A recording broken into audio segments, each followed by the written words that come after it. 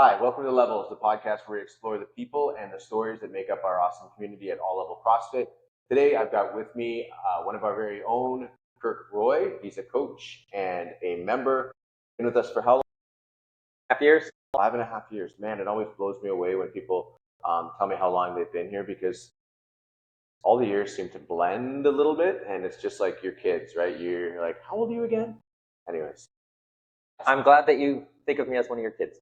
Well, maybe not kids, but one of the family members for sure. Okay, so tell me a little bit about yourself. Where did you grow up? I was born in Toronto. We moved to Windsor when I was in grade school. Then we moved to Toronto, Calgary. And when I came back to high school, I was in Windsor. And then I've been in Windsor ever since. Wow.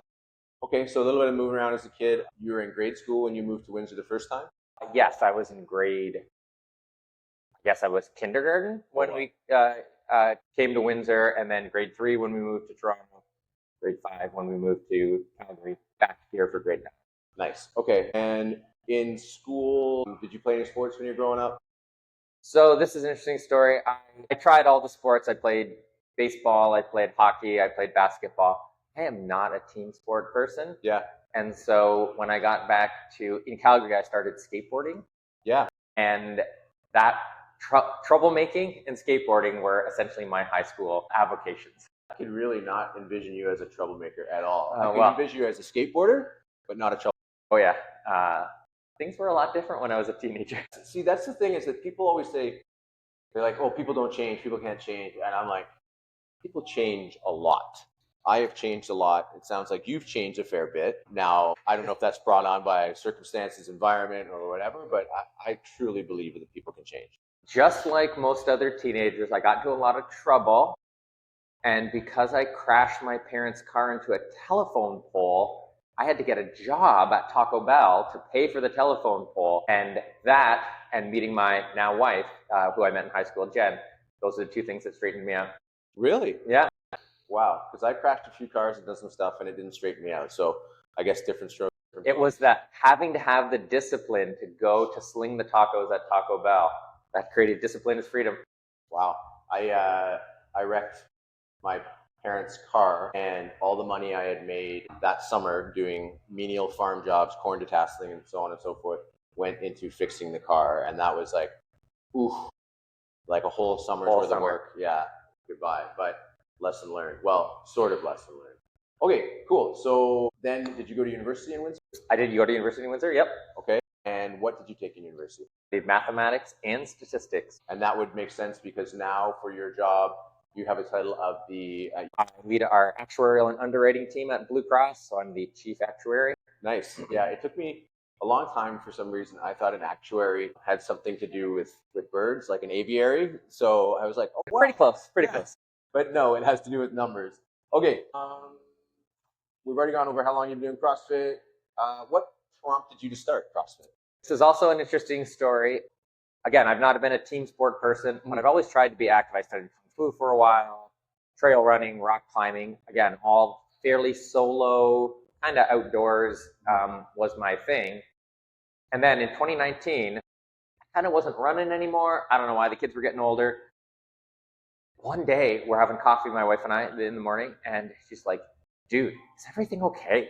Because like I was not, like, my mood was gone down. I was probably being depressed. And I said, I feel like I'm just not myself and all that sort of thing.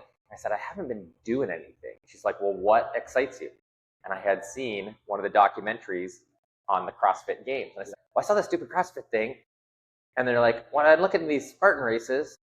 And she's like, you should probably talk to somebody. So my goals were to call a CrossFit gym and sign up, call a therapist, and then sign up for a Spartan race. And I never signed up for a Spartan race, but that next day I called up Zach Mack, was working the front desk, and that's how it started. And it was to get me moving again, because apparently when I do not move, I'm not a pleasant person to be around. Yeah.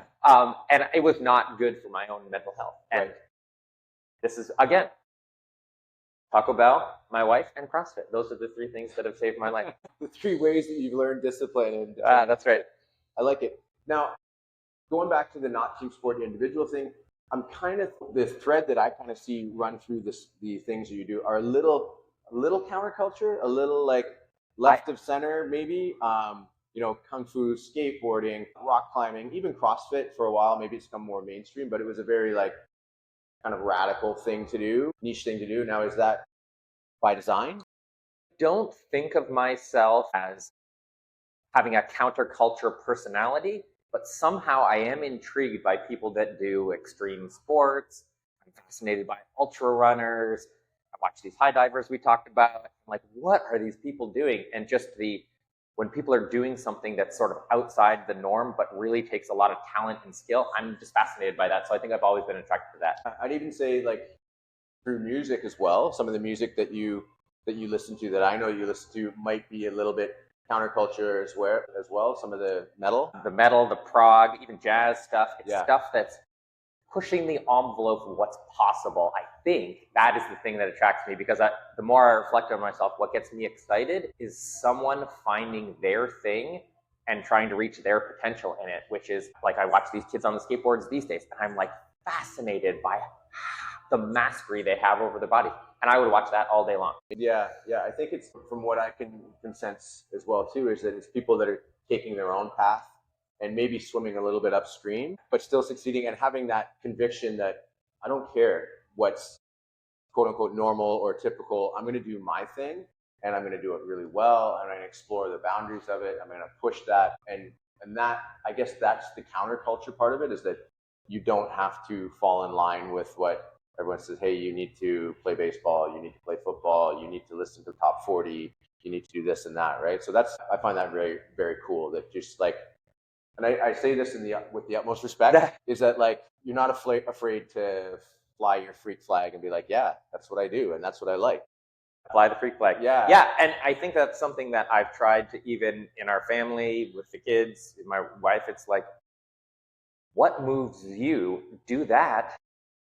And I don't find your thing. And who cares what other people think you should do?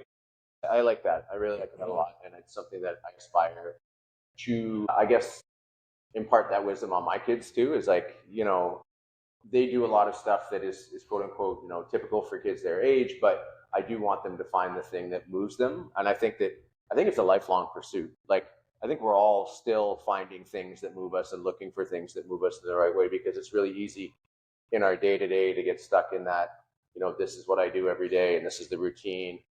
But sometimes getting outside of that and pushing the boundaries and looking for other stuff is part of what gives life a bit more spice. Yeah, I'm still experimenting right now. I took up archery this summer. Like, just why not? It's been super. Yeah, I've started to try to learn to play the guitar. We're gonna jam. Yeah, you're gonna see an album. My fingers, I still feel like they're frostbitten. Like, I hope that goes away at some point. Okay, so you went over it already. You had a turning point that made you try CrossFit. Do you remember your first class or session?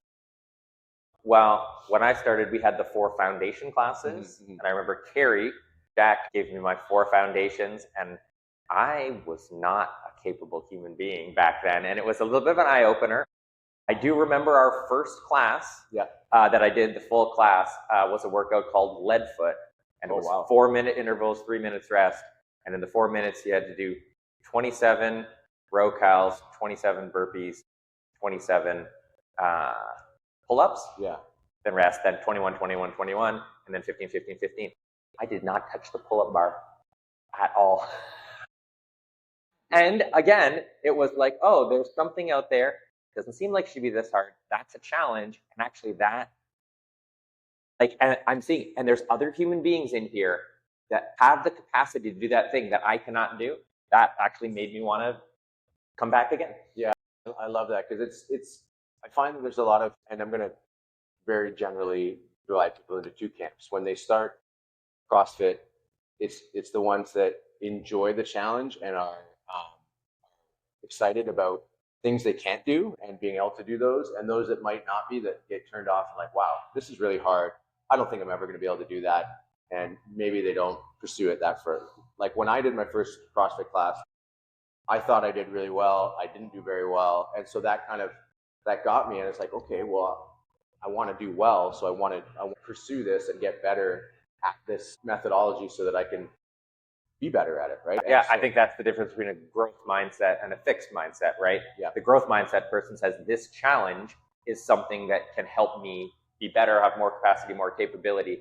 The person that says, I'm not good at that, if they tell themselves, you don't grow and either you got it or you don't, then it's a test whether they got it or not. And so people tend to avoid that. Yeah. And I think trying to foster that growth mindset is something that this community does really well. And so it really attracts those type of people. Yeah, I guarantee that when I first did a workout, I didn't know anything about growth mindset. Probably didn't have one, but I think maybe deep down inside for sure. I think you've got a growth mindset.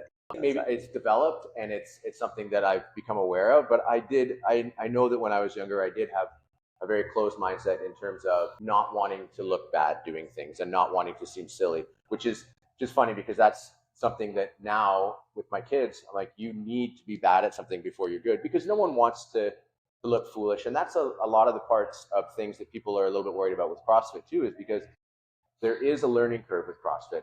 Like there's a vernacular, there's a vocabulary, there's a physical learning curve. You know, there's a learning curve in the community amongst like, how do I log a workout? How do I sign into class? All the things like that. And I think sometimes that learning curve can be scary to people, but if you embrace it, you're going to get there. Yeah, I forget what the quote is, but like, you know, to succeed, you always have to be willing to be a beginner and willing to fail. And I think that's a very powerful mantra for people, because if you're unwilling to go through that step, then you're only going to be able to do what's already in your comfort zone and you don't expand your boundaries.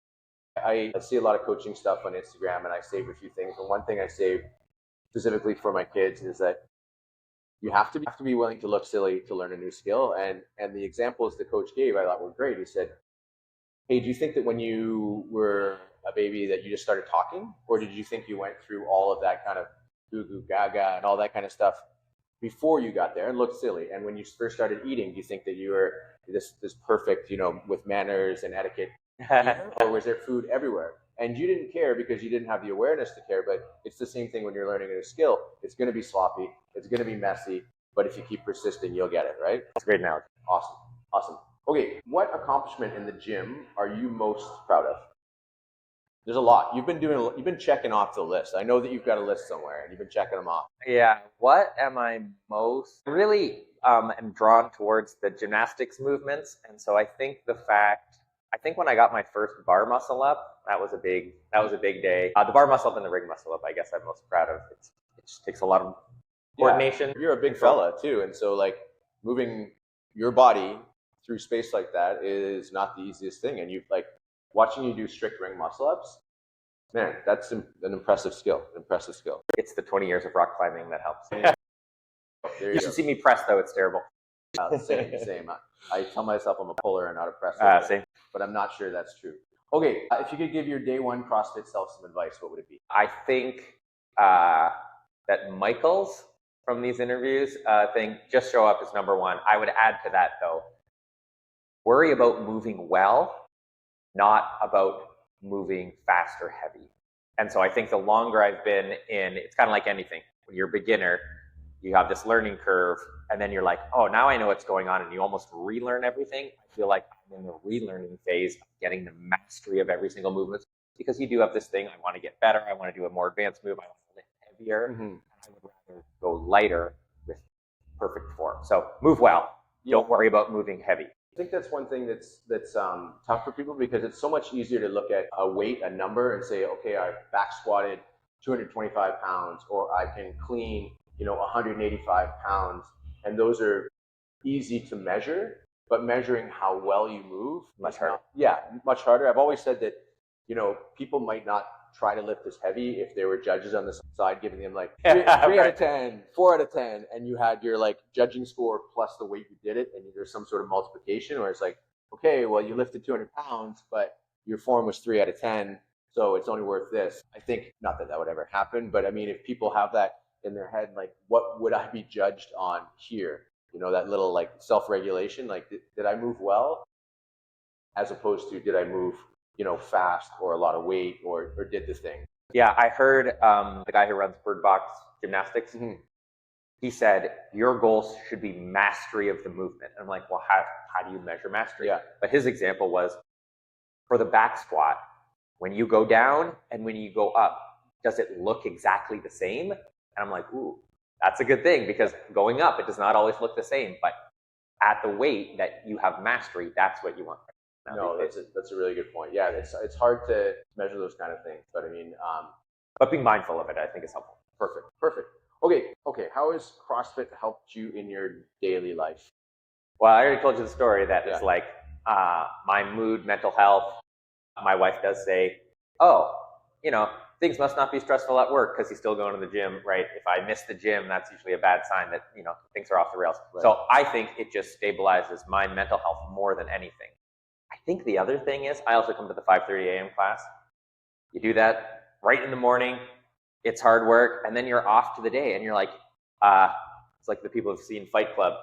When you're fighting, everything else in your life gets turned down. When you come and do a CrossFit workout first thing in the morning, everything in life gets turned down. And I even think about this because I come here, drive to work, and then there's like about 100-meter drive from the parking garage to the building. And when I walk across that thing, my body's a little bit sore, but it feels open, and I'm like, I feel great. And whatever I'm walking into at work, because work's crazy sometimes, I can handle any of that. So I think it's the confidence to handle whatever comes, I think comes from choosing to do hard things out here in the gym. Yeah, that's great. I spoke to Mark Campbell last week, and that was one of the things too. And it's one of the, I think, overlooked things about CrossFit. Everyone looks at CrossFit and they see a certain thing. They see hard workouts, or they see the people competing at the games. And I've always said CrossFit's kind of like an onion. There's a lot of layers to it. Community, ability to do hard things, mental resilience. And I think that mental resilience, we do some really hard things in the gym. And if you're able to translate that skill into your everyday life and say, yeah, I can do hard things, right? And it's the same way you'll do it in a workout. I might have to pick up the bar and drop it, pick up the bar and drop it and chip away at that. But that's the same thing in real life too, right? Yeah, 100%. Just keep pushing forward. I love that. Okay. Do you have a morning routine? My current morning routine is I play 5 of those stupid New York Times Wordle games in the morning while I'm having my coffee. I used to have a practice where I had the Daily Stoic, and I'd read a page out of that every day. I did that for 2 years, but now I'm on to the games. Let's keep my brain sharp, I guess. Yeah, no. And my daughter plays them too, so we. One kind of the map. But those you can only play them once a day. I also have been known to have an addictive video game thing, so it's just like, oh, one more game. I'll never get anything done in my whole life. So that's the way I get it in, but keep it limited. Yeah, no, I like that. Okay, do you have a night routine? I go to bed early, period, but no specific routine. No specific routine. Would you try to get a certain amount of sleep each night? I get up before 5, so I try to go to bed at 9 o'clock, shooting for around 8 hours, probably 7.5. Yeah. 7 to 7.5 is usually. I want to get 8, but that might be. I shoot for 8. I usually get 7.5 unless things go south, and then I might sleep in a little bit extra on the weekend, even though they say you're supposed to be consistent. Yeah, I know it's nice to take advantage of that. It's tough because you're supposed to be consistent with your sleep and your wake time, but there's also a sleep deficit, and how do you ever make that up? So I'd rather make up the sleep deficit than be consistent. 100%. Okay, let's go rapid fire. Favorite movement in the gym? Overhead squat. Really? I did not expect that. What did you expect? I don't know, because usually, and I'm not saying that you're not good at overhead squats, but usually people, when you say favorite movement, and I'd be the same as I pick a wheelhouse movement, something that I'm good at, right? I'm not saying you're not good at overhead squats. No, I'm not good. The overhead squat challenges every part of you, and I think it was for one of those ones for me. I do one-on-one training with Jaleesa. Right. And the first thing I said to her, I said, going back to the mechanic, I think my squats are terrible. And she's like, here's a barbell, do an overhead squat. And like, I think I maxed out at 100 pounds. And like, we worked on that. And again, working on something that challenges those positions, I've made a lot of progress. And so when I come back to it, I'm like, oh yeah, this is hard. Let's do it. It's fun. I experienced the overhead squat in CrossFit, but I remember I went to a chiropractor in Toronto and he gave me a PVC. He said overhead squat this PVC, and that was his test? That was his test to see, just to look at your body and see where you might be lacking in some. And obviously a PVC is not going to challenge your strength, but even a PVC challenges your mobility, and they can say, okay, you need some work in your ankles or your shoulders are internally rotated. And there's so much you can see from that movement, because you're right. It requires, even unloaded, it requires mobility in so many joints, right? Exactly. Thoracic spine, shoulders, hips. Yeah, in the level 1, when they give you the PVC and make you do the pizza version, it requires a lot of mastery of the movement. Yeah, I always think of Egyptian hieroglyphics when I feel like I'm, one of those things painted on the side of the vase. Okay, well, I think you know the answer to this: morning, afternoon, or evening class. Morning. Some people would say if I had no other work constraints, I would not come in at 5:30. Right. I do like coming out at 5:30. I think the discipline and consistency is there. Yeah. I would probably work out at 9 or 9:30. Yeah. We've seen one of our 5:30 brethren do that, right? And today he's taking baby steps back into the 6:30. Yeah, I get it. There is something to be said for being first thing in the morning. They say that you're sacrificing performance for consistency by coming in so early. But I mean, yeah, I think so. Long endurance workout or short and intense workout? Long endurance. I would rather have a grinder, low skill, put your head down sort of thing. Now, do you think that this is my theory on it because I'm the same way? Do you think that it's to do with the amount of suffering involved in a short sprint? Yes, 100%. I do not want the Fran lung. Yeah. So it's more an avoidant of the pain that comes with the thing. Although we have been doing a lot of intervals lately, and I am really appreciating the intervals. It's like today, I can do that for 4 minutes, and I know I have a couple minutes rest. I think that's been very effective. I think that, but longer is better. I think longer is better to avoid the pain. I think that intervals, interval workouts. I did one on Saturday, and I think that intervals can be the hardest workouts there are because it's just about how much are you willing to push yourself in that interval, right? Yeah. Knowing you have a good chunk of rest on the other side makes it a little bit easier. But man, if you do an interval right, that's going to be painful. Okay, favorite indulgent food? Indulgent food. My wife makes chocolate chip cookies called kitchen sink cookies. Ooh. And there's chocolate. There's all kinds of stuff in there. They are probably the best cookies that ever existed. You have to be a friend and share that with the community. So not to put any pressure on your wife, but holy moly. All right. Roger that. Put the order in. Okay. Jen, there's an order coming. Favorite healthy food? I am such a huge fan of oatmeal with protein powder, RNF, of course. Put some berries and a little bit of almond butter in there. That is my go-to. I think that's one of my favorites as well, too. I've kind of gotten away from it in the last little while. I don't know why.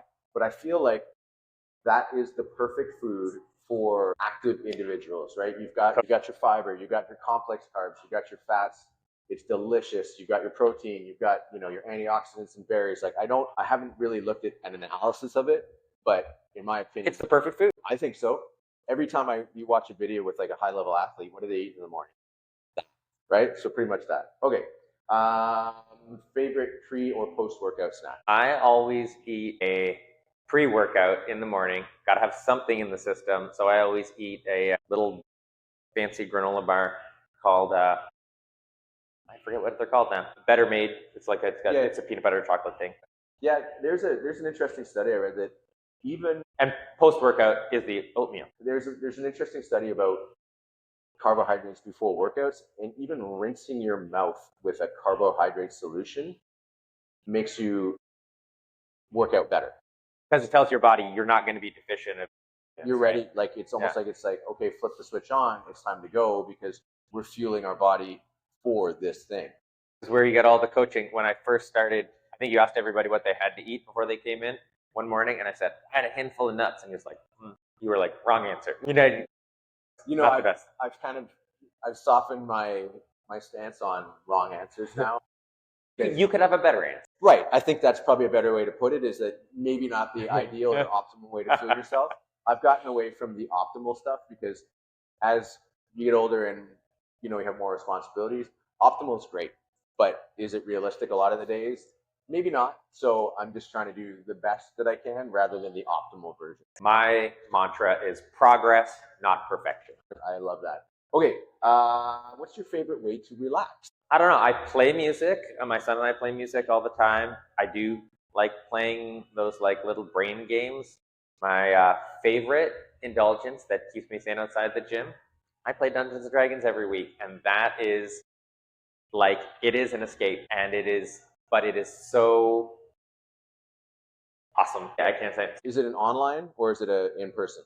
No, it's online. It started during COVID. A friend of mine I used to work with said he was playing and said, we're going online. So now we've been playing for 5 years. My son plays as well. So amazing. it's a family affair. It is I told somebody it's a way to explore all the big questions in life and personally without the defense mechanism of your own psychology or the culture to do that. That's how powerful it can be. Really? Yeah. It seems nerdy and silly and people think you're just running around like with swords or something like that.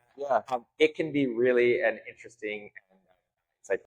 I love that perspective on it. I would never in a million years. I don't play, so I don't know. I think I played when I was 12 or 13 a little bit, but that's a great way to look at it. And I never would have thought about that. And it gives me a whole new perspective on maybe people that are playing Dungeons and Dragons right now. Cheaper than therapy.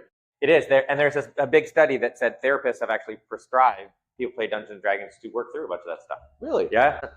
Holy moly! I might be joining the Dungeons and Dragons. Yeah. There you go. Heard that here first. I'm gonna have my own little bag of dice. It's gonna be nice. Okay. I don't think I've got anything else. Well, you've got a lot here because you've created a great community, a great gym, and it's done a lot for people. It's done a lot for me. So I want to say thanks. Well, thank you very much for joining us today. And that's all we got. Thanks, Kirk. Awesome. Yeah, I love, I just like chatting to people.